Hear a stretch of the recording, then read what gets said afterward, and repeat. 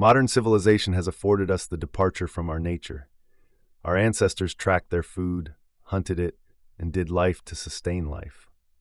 It was nature. Now, while many folks still hunt for food, most of us take what we need from a grocery store shelf. For those who venture into the wilderness to re-enter the food chain, they are sometimes reminded of the true terror that is nature, and of the things that lie just beyond nature's patterned and sensible walls. Beyond that is madness. Enjoy these allegedly true scary stories about horrifying things seen while hunting. Nothing haunts a man more than the decisions of the past. The world threw something impossible for me to comprehend at an early age. I would soon find out that life is not all rainbows and cotton candy. Many people come here and see the majestic mist rising from the mountains early in the morning and think of it as pure beauty. However, all I see is gases the hills belch up from whatever they swallowed up the night before. Because, for me, the mountains have tainted my very soul and left holes in my heart forever. The wilderness can grant many gifts: growth, new life, clarity, and a vast amount of opportunities. But also the wild can suffocate you in sorrow and drown you in dread, given the right circumstances. Have you ever asked yourself what you would do in the event of needing a helping hand in a dire situation? This was the difficulty that I was faced with, which changed my life forever. I grew up in the foothills of eastern Kentucky, what I considered to be the base of the Appalachian Mountains on my grandparents' farm, mostly. I spent the majority of my childhood learning lessons of life with my grandfather. The value of $1 was also how I had my fun digging ginseng roots, hunting for substance, and wildlife population management in our area. My grandfather was a fur bearer, like his father before him. Anything that was hard work pretty much is part of my upbringing. Looking back on those years, I would not trade them for anything. We went to church every Wednesday and Sunday, and always had a lot of cousins around to play within the creeks and streams around the farm. Taught early survival in the wilderness, I learned lessons that never came easy, but always held lasting impressions. We only went to town a couple of days a week when we visited the feed store for our livestock, and sometimes I would rent a movie from the video store uptown. That was as close as I got to the big city lifestyle as a child. The main thing we did most nights, when the whippoorwills started singing and the lightning bugs came out, was to gather our hound dogs and travel to the Daniel Boone National Forest to go raccoon hunting. We did this because, as I said, my grandfather and I were fur bearers. The raccoon population in our area is very thick, so this was part of our lifestyle, to chase that hard-earned dollar. Also, for wildlife management population control, because raccoons can carry and transmit more types of diseases than most animals in our area. We had 2 dogs at that time. Our young dog's name was Bo. He was a red tick hound, beautiful in every way. He was mostly red in color with a few white specks on him, almost the color of strawberry wine. Our older dog was a treeing walker hound. Around here, we just call his breed Walker, and his name was Old Jake. He was a giant of a dog for his breed, at somewhere around 120 pounds. He was a tricolored dog, meaning he was black, white, and tan. He was an absolutely great hound, and had a heck of a good nose on him for tracking critters through the mountains of the Daniel Boone National Forest. Old Jake wasn't afraid of anything at all. Once he would track a raccoon to a tree, it was his domain. On this particular night, it was the opening night of raccoon hunting season in the state of Kentucky, October 1st, 2003. My grandfather and I had decided to go on a hunting adventure into the Daniel Boone National Forest.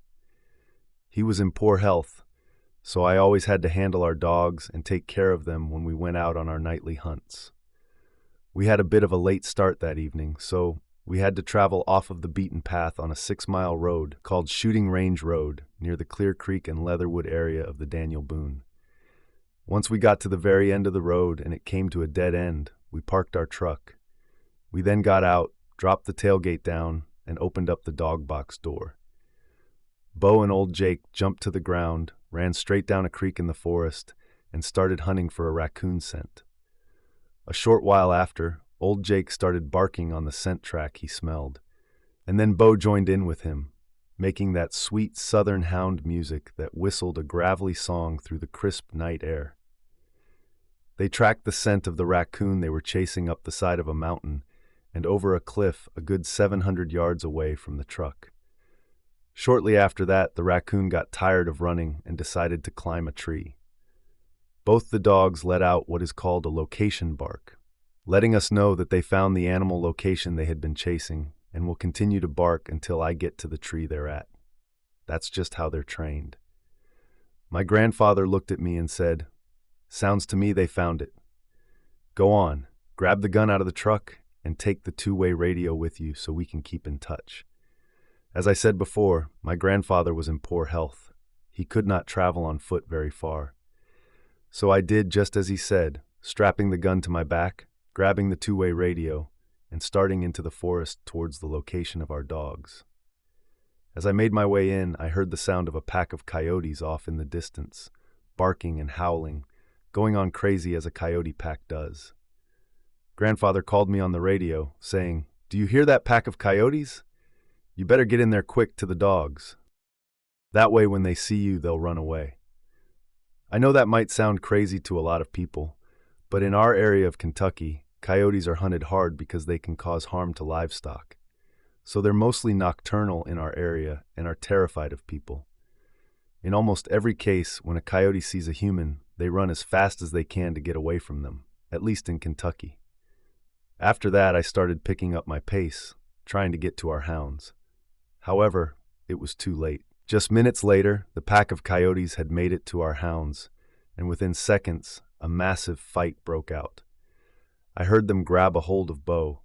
He began to whimper and took off running to get away from them. But not old Jake. He held his ground right next to the tree he tracked the raccoon to. In his mind, he probably thought the coyotes were coming to take the tree away from him, but really, they just wanted to eat him. Old Jake fought all over the place with the pack of coyotes. He was holding his ground for a while. Soon after, the whole dynamic of the struggle changed, and the coyotes were starting to fight old Jake as a pack. My grandfather called me again, so I started running through the forest, scared for my dog's life. Suddenly again, the fight changed, and Bo had circled back around and came back to help old Jake fight the pack of coyotes. Once again, old Jake was holding his ground, or so I thought. The coyotes were whimpering and screaming. It was just pure mayhem in the woods, an absolute battle. I soon made it to old Jake, and once I shined my flashlight on him, I saw that he had a coyote by the throat. Once he saw me, old Jake let go. That coyote took off running along with the rest of the pack. I walked over to old Jake, bent over and patted him on the head, checking him out. There were a few cuts and gashes on him. Overall, he was in good shape, being that he was just in a fight with a pack of coyotes and lived. Just in front of us was a huge black oak tree, and behind it I heard the sound of a coyote whimpering, doing what I would call a blood gargle, choking on its own blood. Old Jake and I walked around to check it out. I was thinking that around this tree we'd see that Bo had killed a coyote. But once we could see, I then noticed that it wasn't Bo. It wasn't Bo at all. It was a great big dog, very broad, bigger than the size of a Saint Bernard. It turns and looks at me while holding a dead coyote in its mouth by the ribcage. No part of the dead coyote was touching the ground. I stopped. The strange dog dropped the coyote out of its mouth and looked at me. That's when I realized how much I underestimated the massive size of this animal. It leaned forward and stood up on its hind legs in a really slow motion that I can only compare to an elderly person trying to get out of a rocking chair. At this moment, I thought it was leaning against something. That was the only logical explanation. This thing then took 2 steps forward while standing on 2 legs. I then noticed the chest. It didn't have a dog's chest. It had the chest of a man's abdomen too. Then the hands caught my attention. It was moving them up beside itself, and the hands were more similar to that of a man but more like claws. I saw its face was charcoal-colored, with solid black eyes of eternal darkness, with blood coating, dripping down its mouth to its chest, like hot candle wax running down a wick. So much blood. Not like the blood you would normally see in any type of animal fight. It was more so like it was eating the coyote alive during the previous attack before my arrival. Again, the creature took another step towards me. I broke out into a cold sweat, my mind finally realizing what I was looking at was a darn werewolf. That is not supposed to be of this world. The feeling in my mind was just absolute horror, as if the world around me no longer existed. I was immersed in some sort of overwhelming sense of dread. In a millisecond, my fight or flight emotion kicked in. I jumped back and started to run. I shone my flashlight forward as I ran, and then back behind me, over and over to see what was happening. During this time, the sounds of my oversized gumboots were clicking loudly in the stillness of the night, and the crunching of the dead leaves beneath each stride that I took. The creature then began to chase after me, moving at a pace I'd never seen.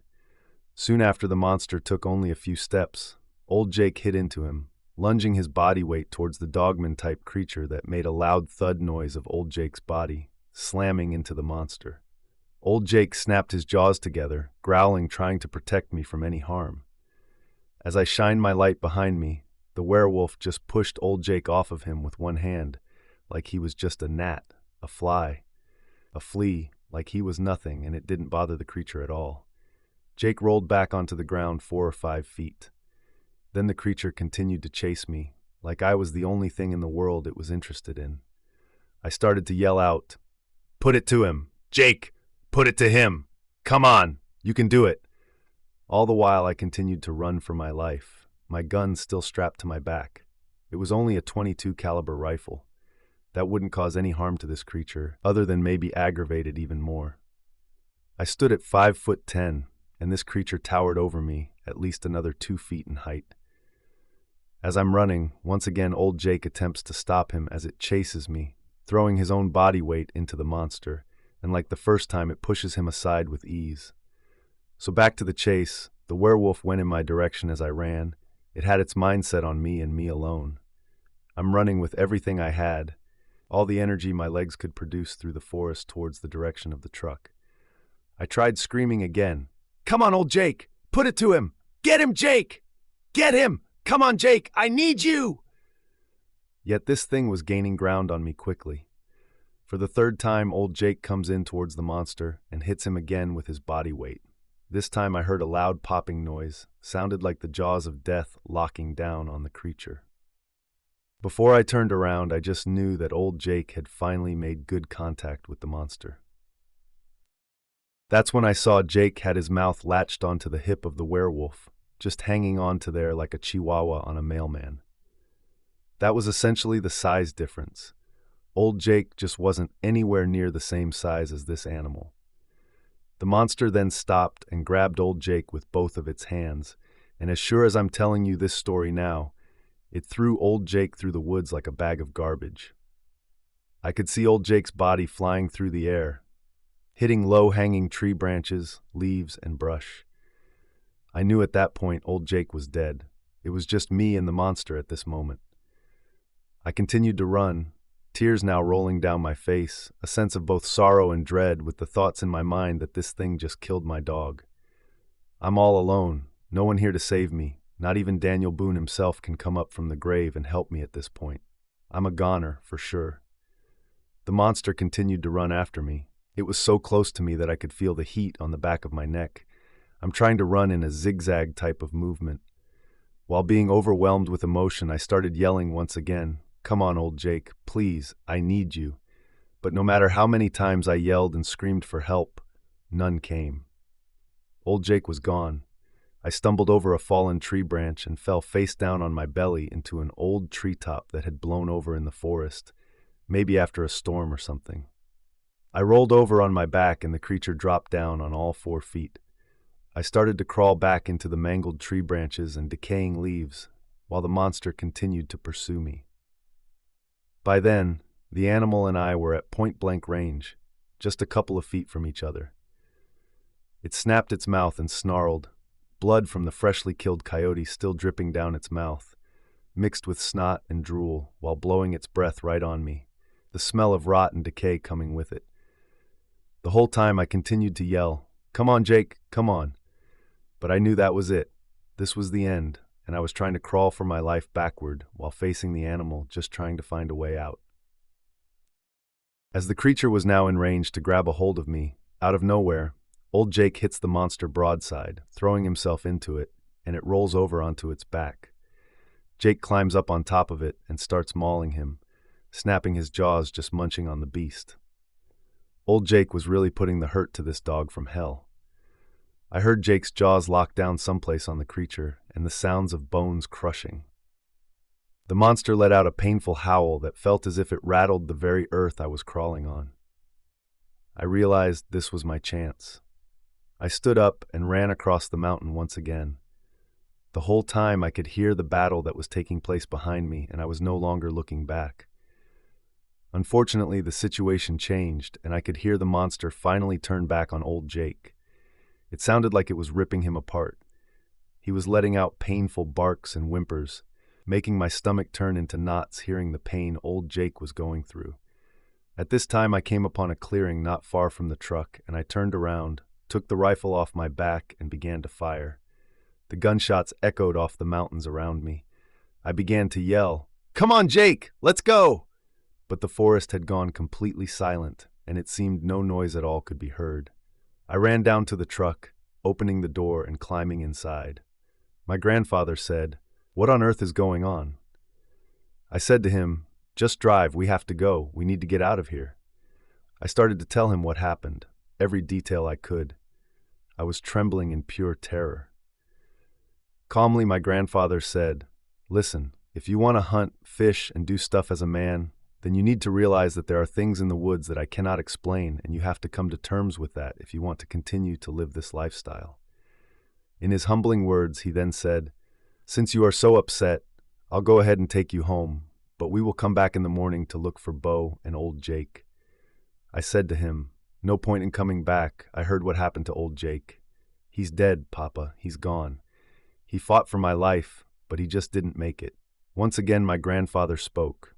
"If everything you said is true, then you owe it to old Jake to at least come back in the morning and look for him. He fought tooth and nail for your life." As a boy of just 15 years old, what my grandfather said was both the law and the truth to me. Every single word was one of wisdom and knowledge well beyond my years. We drove home, and I didn't sleep very much at all the rest of the night, knowing as soon as day broke we were going to drive back out to that area to look for the hounds, meanwhile still being filled with mixed emotions about the event that happened just hours before. I felt everything from fear to heartbreak, an absolutely traumatic event. But as the morning came and the fog was lifted from the mountains, we loaded up in the truck and traveled back out to the location we had been hunting the night before. My grandfather got out of the truck and I just rolled my window down. We both began to call for the dogs. "Here, Jake, here, let's go home." We yelled for Bo too, but he had run far away when the coyotes had bitten him. So at the time I wasn't that worried about him. We would drive up and down the gravel road, repeating the same actions time and time again with no luck. So my grandfather said we would go home and return that evening to try once again. So that evening, when we drove back to where we last saw our hounds, we started to call and whistle for them again.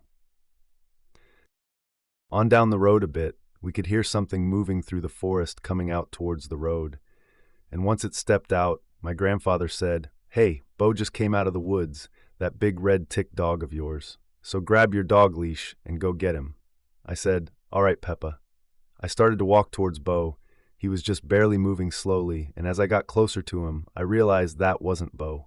It was old Jake, covered from head to toenail in blood, some dry, most still moist. His injuries were beyond severe. Anyone who would have seen him at the time would have questioned how he was even standing, with a couple of broken bones and major flesh wounds across his body. But he was still alive. My grandfather walked over and grabbed all 120 pounds of old Jake's mangled body. He picked him up and carried him over to the vehicle, putting him in the back of the truck. I had never seen my grandfather do something like that. He was a tough love type of guy, but he was just as heartbroken at that moment as I was. Then we drove out of Daniel Boone National Forest back to the farm. Most people, I believe, would have probably, with a dog that was so severely injured, put him out of his misery and buried him. But we didn't.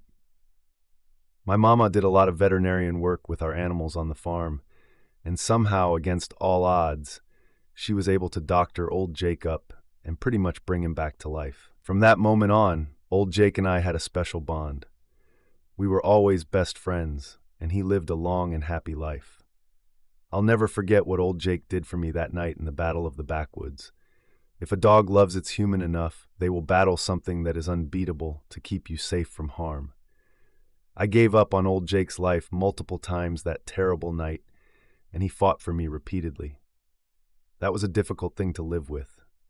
On top of the trauma I was not ready for at that time in my life.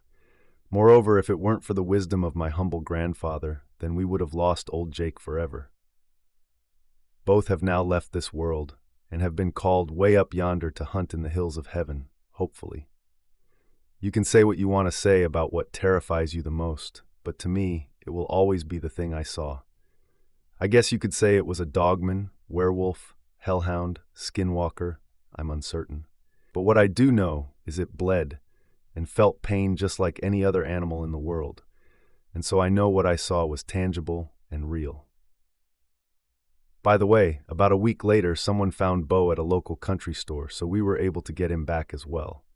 If you don't have anyone to lend you a helping hand in a dire situation, then I pray you will at least bring a paw to pull you out, as I did that October night. Rest in peace, Papa Hank and old Jake. Your friend, AA. As of writing this happened about a month ago, right at the start of the urban archery season. My dad and I are avid hunters, hunting for both food and for the trophy of the hunt. We own about 38 acres out in Suffolk, Virginia. We've been hunting there for about 7 or 8 years now, but this has been the worst hunting trip of my life.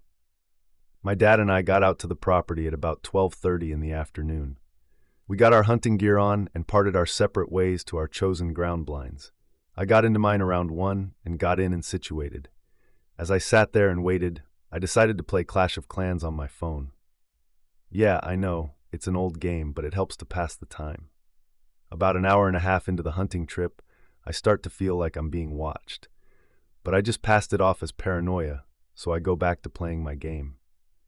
After another half hour passes, I start to get bored. Deciding to take a nap, I slowly doze off and fall asleep for about an hour. When I woke up, I texted my dad to see how things were going on his end. Lo and behold, my phone doesn't have any service.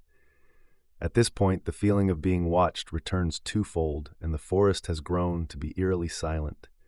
I see the reeds and branches moving from the slight breeze that's coming through, but I hear nothing. Then from my left, I hear my dad's voice say, "Jacob? Jacob?